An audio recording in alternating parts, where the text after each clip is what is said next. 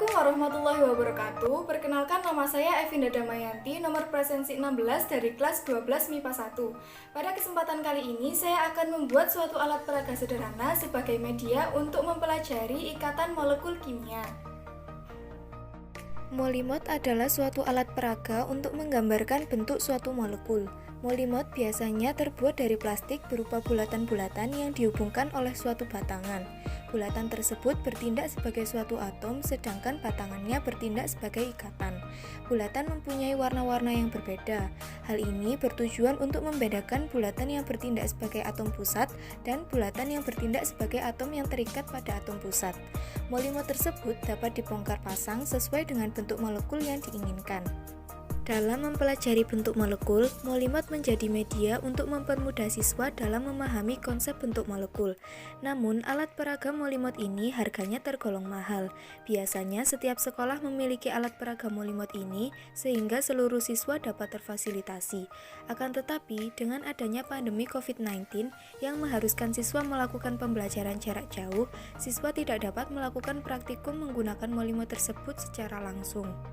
Dari hal inilah saya berinisiatif untuk membuat alat peraga molimot sederhana dengan menggunakan bahan-bahan yang ada di sekitar kita. Hanya dengan menggunakan bahan berupa plastisin dan tusuk gigi, kita dapat dengan mudah membuat molimot sederhana ini.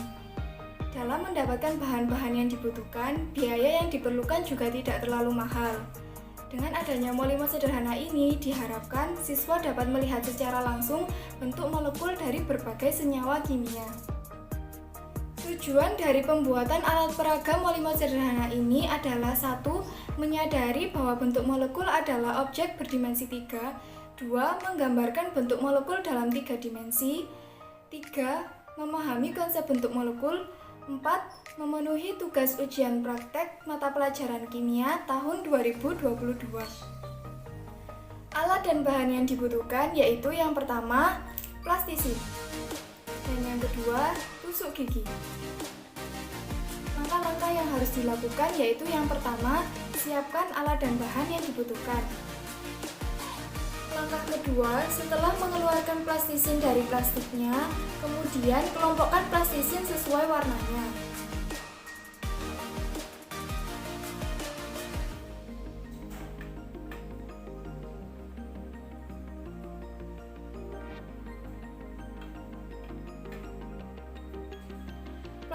Plastisin ini nantinya akan berfungsi sebagai atom. Langkah ketiga, ambil salah satu plastisin, kemudian bentuk menjadi bulat-bulat sesuai ukuran yang diinginkan.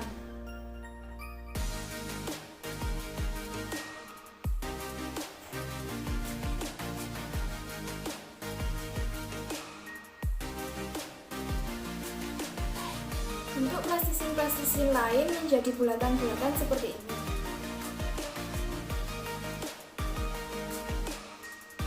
Keempat, setelah seluruh plastisin membentuk bulatan-bulatan seperti ini, ambil tusuk gigi yang nantinya akan bertindak sebagai ikatan agar atom-atom dapat membentuk suatu senyawa atau molekul.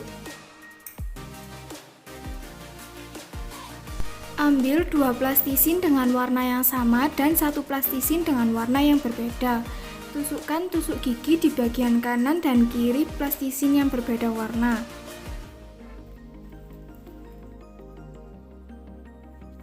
Kemudian tusukkan plastisin di ujung-ujung tusuk gigi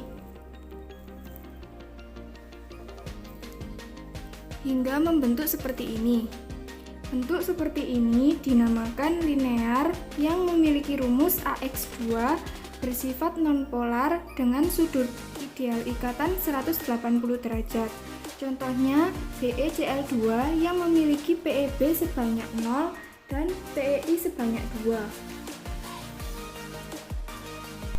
Siapkan 3 plastisin dengan warna yang sama dan 1 plastisin dengan warna yang berbeda. Kemudian tusukkan 3 buah tusuk gigi pada plastisin yang warnanya berbeda.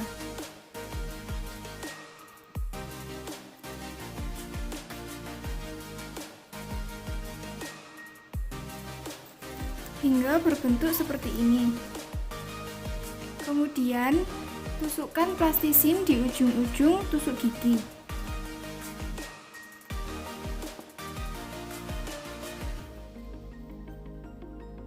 hingga berbentuk seperti ini.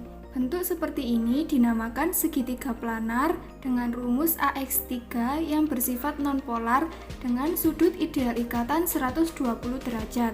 Contohnya BF3 yang memiliki PEB sebanyak 0 dan PEI sebanyak 3.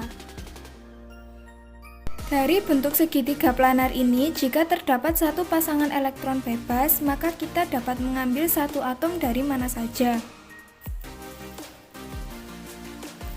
Hingga nantinya akan berbentuk seperti ini. Bentuk ini dinamakan bentuk bengkok yang memiliki rumus AX2E dengan sifat polar yang memiliki sudut ideal ikatan 120 derajat. Contohnya adalah SO2 yang memiliki PEB sebanyak 1 dan PEI sebanyak 2. Siapkan 4 buah plastisin dengan warna yang sama dan 1 plastisin dengan warna yang berbeda. Kemudian tusukkan 4 tusuk gigi pada plastisin yang warnanya berbeda.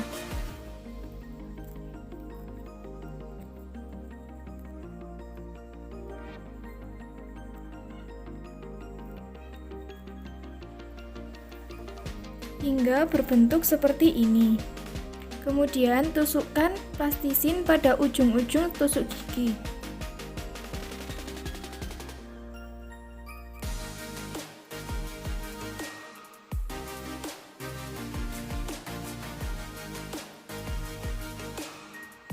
Hingga berbentuk seperti ini.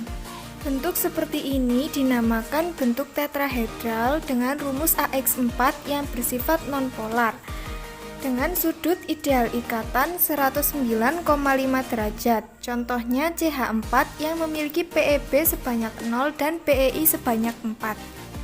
Dari bentuk tetrahedral sebelumnya, jika terdapat satu pasangan elektron bebas, maka kita dapat mengambil satu atom. Hingga terbentuk bentuk seperti ini. Bentuk ini dinamakan segitiga piramidal yang memiliki rumus AX3E yang bersifat polar dengan sudut ideal ikatan 107,5 derajat. Contohnya yaitu NH3 yang memiliki PEB sebanyak 1 dan PEI sebanyak 3. Siapkan 2 plastisin dengan warna yang sama dan 1 plastisin dengan warna yang berbeda. Kemudian tusukkan 2 tusuk gigi pada plastisin yang berbeda warna.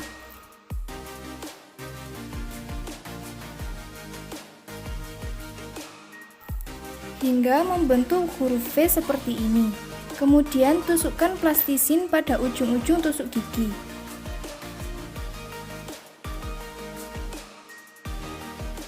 Hingga berbentuk seperti ini.